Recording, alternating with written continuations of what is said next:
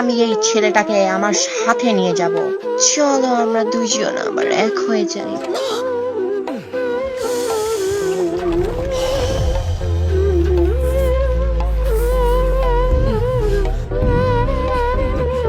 ভাইকে নিজে নিজে ধরা দিল নাকি?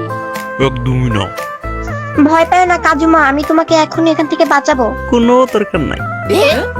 আরে তুমি তো একটা মা, তবে নারীদের সাথে এত শক্ত হয়েও না, ঠিক আছে? আমি তোমাকে শিখাবো কিভাবে নারীদের একটু ভালোভাবে বুঝতে হয়। আসছে শয়তানের যন্ত্র হয়ে মানুষ নারীর অনুভূতি বুঝতে। ওয়েল, আমি আসলেই বুঝতে পারি যে তাদের ফিলিংস কেমন, মানে নারী আর পুরুষের, কারণ আমি নিজেই কিছু অংশে পুরুষ।